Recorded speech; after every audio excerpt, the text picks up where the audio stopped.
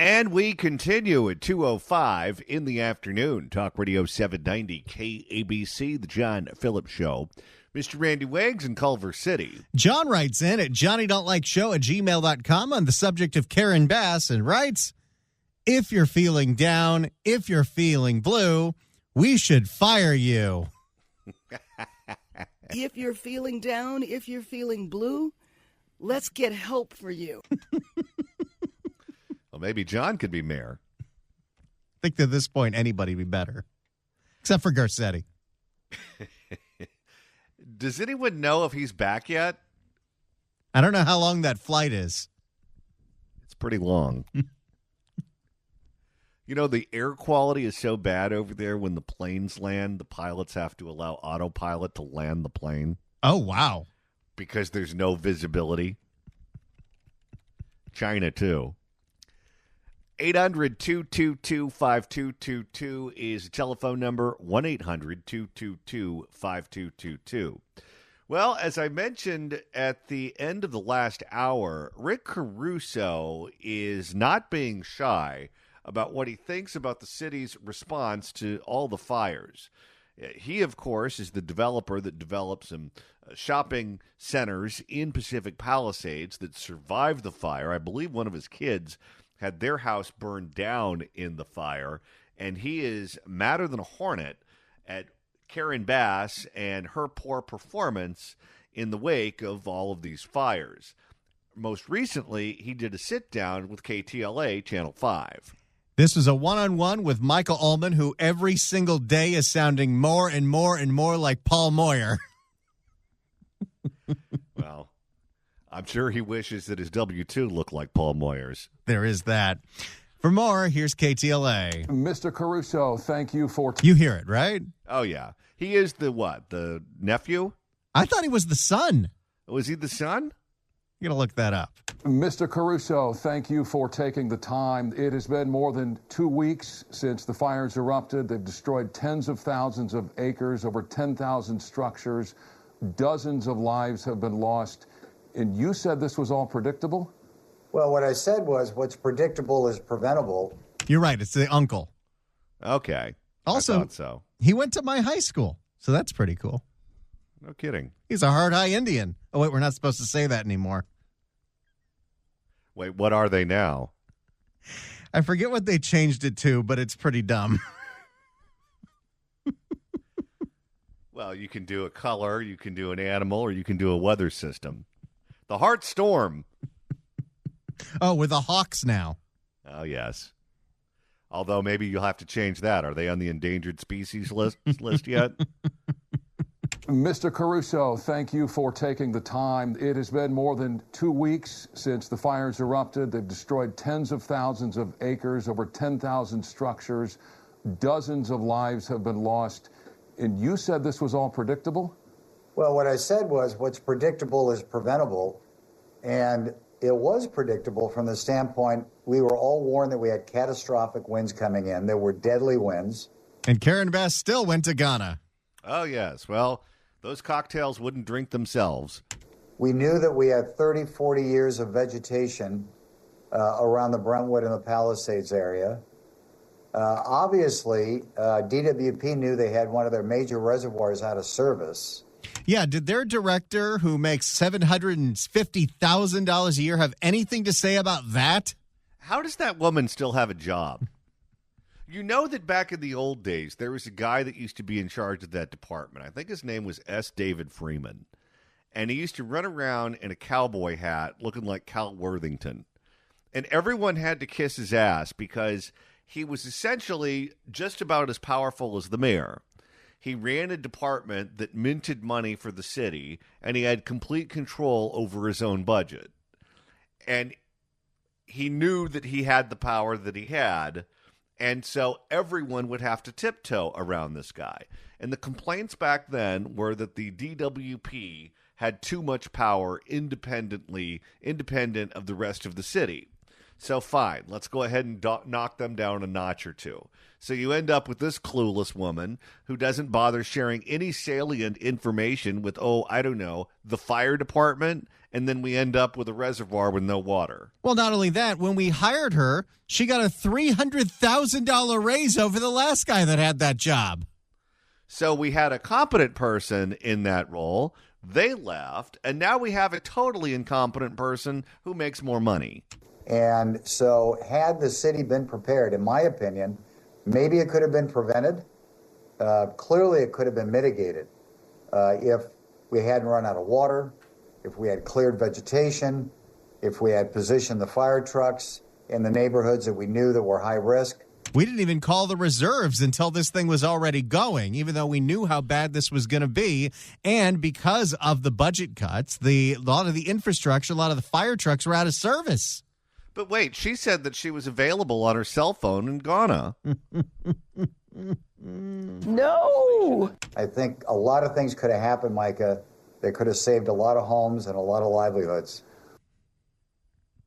Yeah, no kidding. Rick Caruso was also asked, what do you think this would have looked like if you were the mayor instead of Karen Bass? What do you make of the response over the past couple of weeks, particularly as it relates to... How pissed off is he at Ace Smith, by the way? Oh, A. Smith took him for a ride. He spent $100 million and got the worst possible advice on how to run for mayor in this city. The worst. What do you make of the response over the past couple of weeks, particularly as it relates to Governor Newsom and Mayor Karen Bass? And secondly, what would you have done differently had you been elected in 2022? Well, whether I would have been elected, I'm going to take your second question first, whether I would have been elected or anybody else would have been elected. If you're the mayor, you're in charge. You're the head of this city. Unless you got to go to Ghana. Because you wish you were the vice president, and that's what vice presidents do. And I would have been prepared. I worked for... There is not a more nuts and bolts, just do the damn job than mayor of a city, especially a city as big as this, because there's a lot of problems. I don't care if there was high fire danger or not. You declared a state of emergency on homelessness. What the hell are you doing in Ghana? Well, in theory, it's a very difficult job, too, that would require all of your time. There are plenty of jobs in politics that are largely ceremonial. And for whatever reason, we end up with these politicians as mayor or on the city council in these critical jobs where all they're interested in are the ceremonial aspects of it. And they don't have any interest in running the city and holding these departments accountable and making sure that they're available if there's a crisis.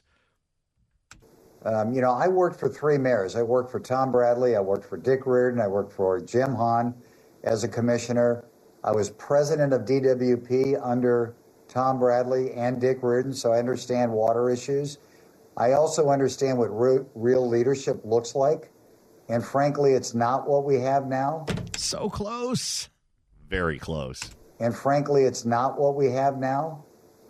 Tom Bradley and Dick Reardon and Jim Hahn, I know would have had the prepared plans in place to protect us. And you just take a look at what happened in 2011 that the LA Times reported, where LA Fire had deployments out ahead of a fire. And for some reason, that wasn't done this time. So there's a lot of tough questions that need to be asked, but I would have certainly done a lot more to be prepared and to save a lot of structures and livelihoods. And you'll see different aspects of government that still work like a Swiss clock, and certain aspects of government that are just caught flat-footed all the time. I will give Caltrans credit for this. For whatever reason, Caltrans in Northern California is much more put together than Caltrans down here. When we had that last round of storms, and that happened over the Christmas and New Year's break, I was in Northern California. I was in Eureka, and I was driving from Eureka to Redding. And you drive through very rural portions of the state that are very cold that time of year, and it was snowing. There were snowstorms that were going on. They had the trucks with the plows positioned alongside of these rural mountain roads, ready to go to keep those roads open before the snowstorm started. because they had done their homework, they had done their preparation, and they knew that deploying those trucks to those roadways was the difference between keeping that road open and that road shutting down because of snow. If Caltrans can do it in rural Northern California, it can be done in Southern California where you have more people, more resources, more trucks, more fill in the blank. But you have to do forward planning. You have to think ahead. Rick Caruso was then asked a very strange question about supposed criticism he's gotten because when the fires broke out in the Palisades, he had his own private fire force that was set to defend his shopping center, which did not burn down. I do want to ask you, you admit you have used private firefighters to save your retail properties in the Palisades. What do you say to critics who say that highlights a wealth divide in Los Angeles and that those resources could have been used elsewhere? What? This is, by the way, the perfect definition of equity. Equity is letting his buildings burn down too. It has nothing to do with the wealth divide. It has to do with everything being prepared. And we have a rapid response team for natural disasters. And so we had to be prepared, and we were prepared. He wants to make sure his businesses do not burn down. And it sounds like he was motivated, and that motivation produced good results. It also takes resources from LA Fire Department and allows them to go into the neighborhood. So because of us being prepared, because of us building with non-combustible materials, because we had fire retardant out there, because we had our own water trucks, not water from the city. How is he not the guy we're putting in charge right now to rebuild the Palisades and Altadena? Well, because he is a political threat to Karen Bass, and he is a political threat to everyone who's running for governor right now. So they don't want to do anything to help this guy out.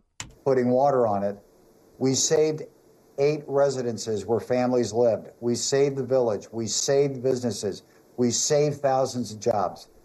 I wish the city would have been as prepared as we were.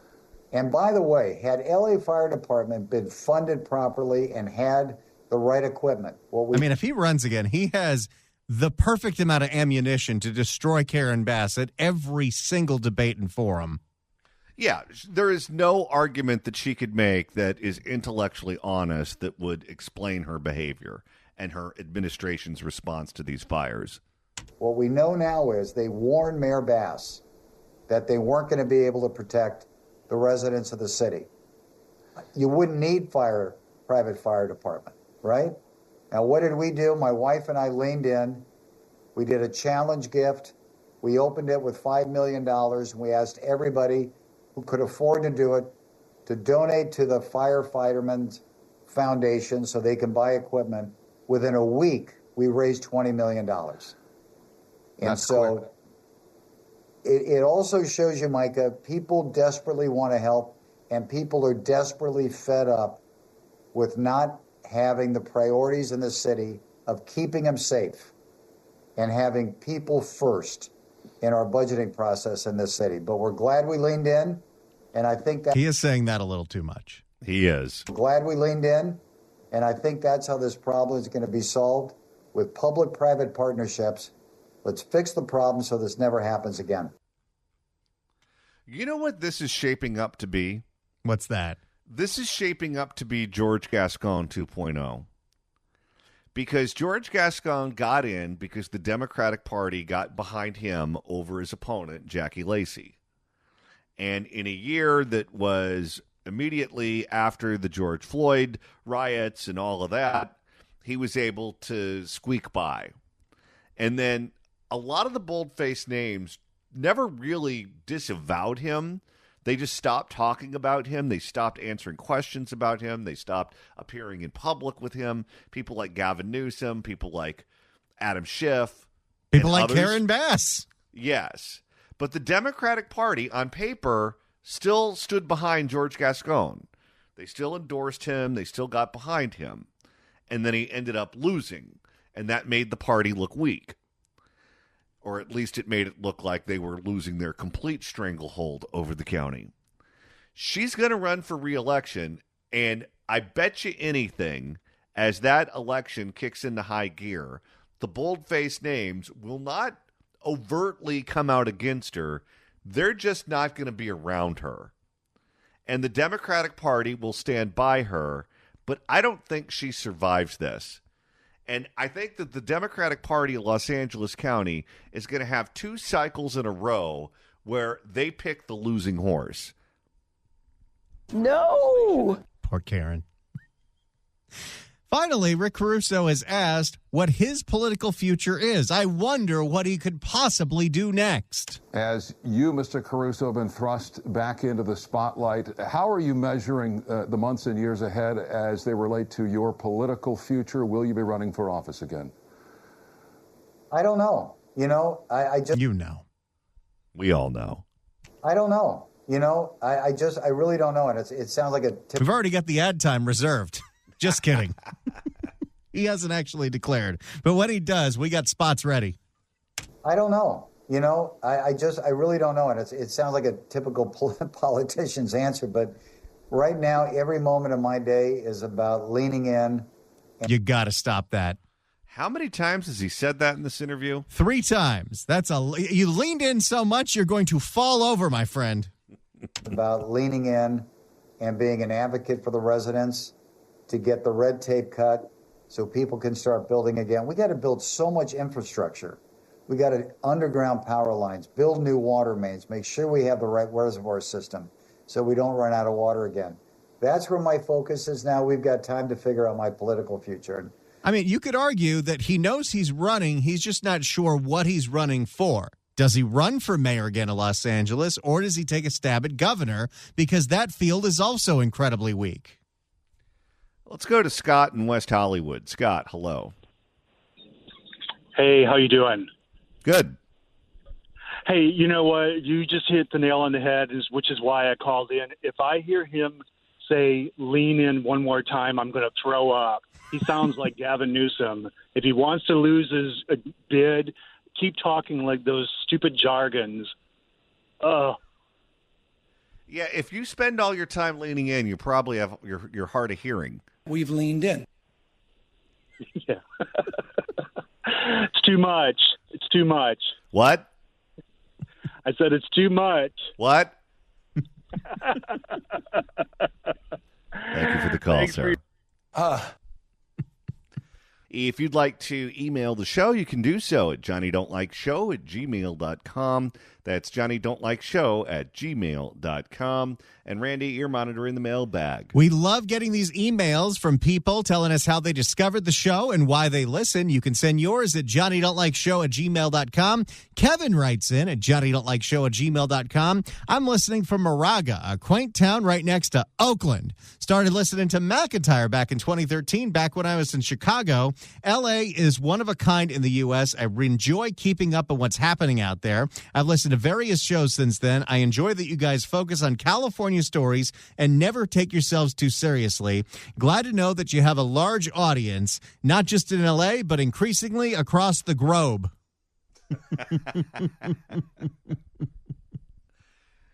And if you'd like to listen to the podcast edition of this program all weekend long, Randy, that's easy to do. All you got to do is go to KABC.com, click on podcasts, go to the Apple Podcast app, iHeart, Spotify, search for The John Phillips Show, hit subscribe. You can download all the episodes. You can do a Google on the YouTube or get that handy-dandy KABC app. Search KABC AM in the Apple App Store, the Android Store.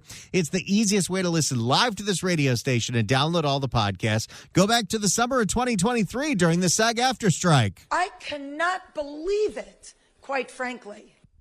And if that listener wants to listen to us tonight on the radio in the Bay Area, Randy, that's easy to do too. We do a version of the Fix California Hour. It airs weeknights at 11 on KSFO in the Bay Area. Sometimes it's also on at 6 o'clock. Check your local listings. And guess what? KSFO has moved from AM 560 to AM 810, a bigger, stronger signal you can hear all throughout Northern California. And at night, when the other stations power down, that big signal goes across state lines, can even be heard in Canada, and most importantly, can be heard right here in Southern California. So give it a listen, set a preset to AM 810, and if you're driving around at 11 o'clock at night, see if you get the signal. It's pretty cool.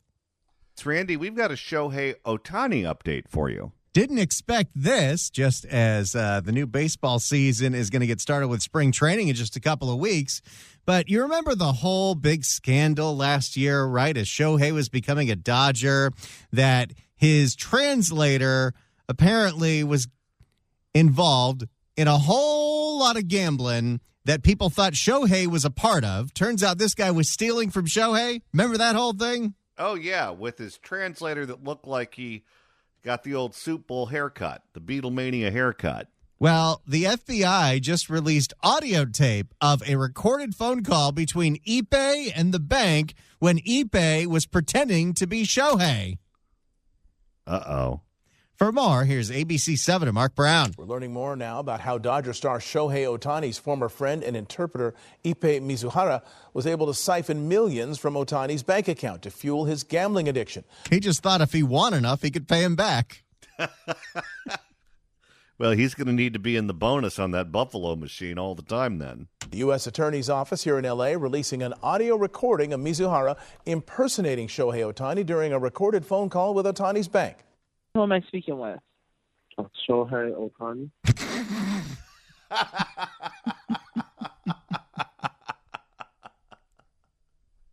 This is great. Who am I speaking with? Shohei Ohtani. Thank you. How may I help you? So I tried to log into online banking, and it told me... Wouldn't that be your first red flag, that he can't figure out how to get into his account? Yeah, that facial recognition doesn't seem to be working for some reason.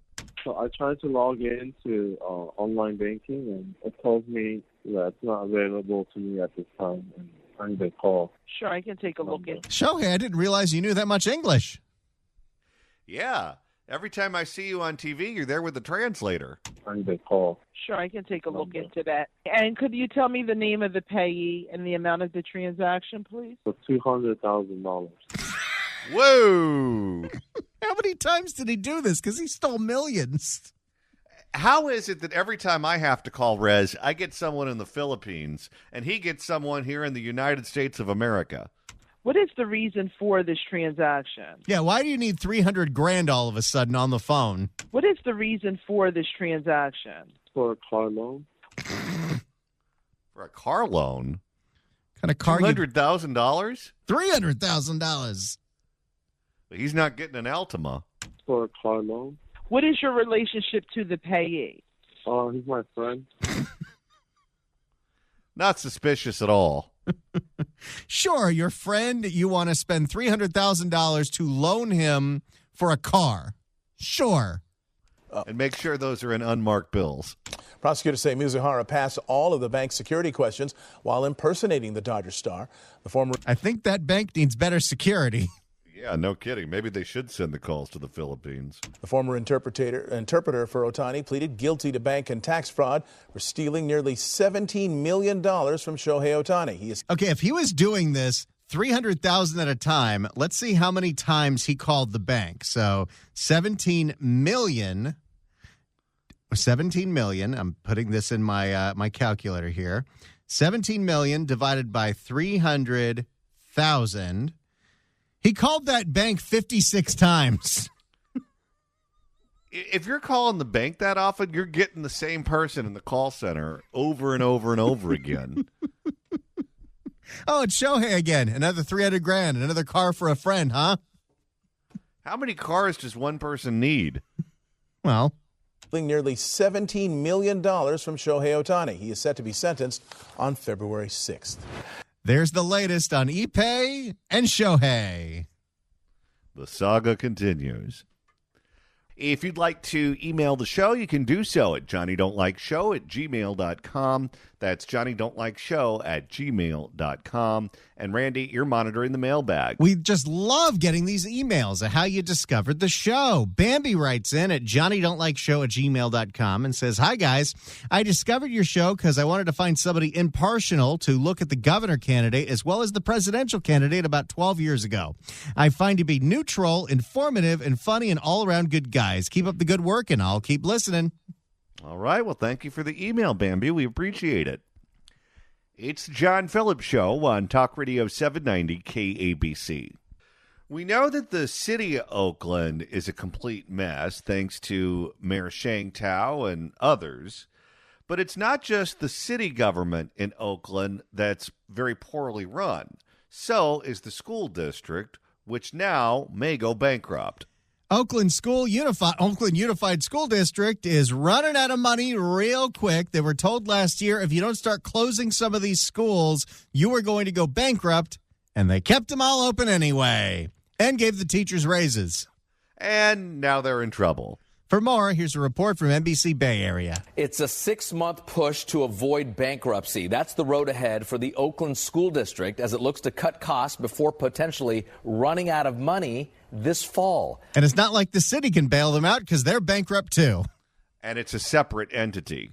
The county's Office of Education made the stern warning this week. But to hit the mark, significant cuts need to happen. Here's NBC's Valina Jones. In a lengthy report from Alameda County, the Office of Education is outlining the financial reality of OUSD's $152 million shortfall this year if it fails to make tough decisions soon. The report stated in part, without significant intervention, the district is projected to run out of cash during the 2025-26 school year, leading to significant destabilization of students and staff. If we do nothing, we will be in real trouble. And so doing nothing is not an option. That's what they did, though. They've done nothing. They've known about this for years. They have not just a declining enrollment, but an enrollment in free fall. They should be shutting down campuses. They should be shutting down schools. They don't have the enrollment to justify keeping all of these schools open, but they're doing it anyway because that's where the political will is, thanks to the power of the teachers union. School Board Director Mike Hutchinson says the district needs to cut $95 million from its operating budget next school year to remain solvent. He expects widespread layoffs and staffing changes, but is hoping to avoid closing schools. I am still hoping. Why would you not close the schools? Instead, you want to lay a whole bunch of people off? Yeah, wouldn't you just close schools and not replace teachers when they retire or quit? I am still hopeful that we can get to where we need to go by a phased plan of making some changes each year till we get to where we need to go. After community concerns, the school board declined to take action on a proposal to save money by merging 10 schools last year.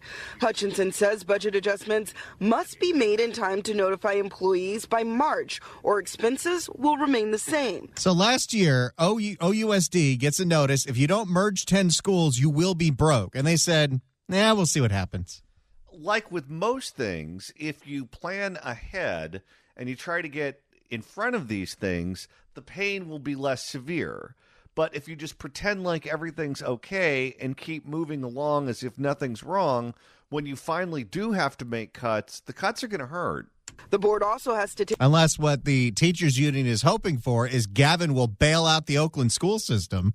And that's probably what they're banking on. The board also has to take action to implement the district's restructuring process in the next 6 months. If significant action is not taken, the county warns OUSD could go bankrupt by November. But what that leaves out is the fact that by June, we will be approving our budget for next year. And that is the place where we make these changes and that we stay solvent. Budget issues are nothing new for the district. Oakland schools entered state receivership in 2003. Does anything work in this city? And by the way, if you're the teachers, you have a vested interest in getting this worked out before bankruptcy. Because when you go into bankruptcy court, you can get out of any contract that you're in, including employment contracts. That's set to expire next year, but now that's in question too. The county blames the school board for decision-making delays and failing to act as enrollment declines and pay has increased. OUSD's superintendent in a statement saying in part, we will work closely with the appointed fiscal advisor to take every action possible to maintain our local control and put OUSD on a sustainable financial path. Yeah, good luck with that. And does anyone actually believe them? No. It feels as if not all of the school board. Because what the teachers union will do if the district goes bankrupt is they'll start running ads at Gavin Newsom saying, Gavin wants your kids not to learn. And then Gavin's going to have to use state money to bail them out. Well, and then you think about this. Just think about how bad these judges are. that are appointed at both the state level and the federal level, all the bad judges that Joe Biden appointed over the last 4 years, you get some kind of left-wing activist bankruptcy court judge, and they'll take the side of the unions. So bankruptcy won't lead to the austerity that you think it will. It feels as if not all of the school board directors are on board with the urgency that we need to complete this work by. In Oakland, Felina Jones, NBC Bay Area News. In the wake of this fiscal crisis, have any of these school board members taken a pay cut? I'd like to know.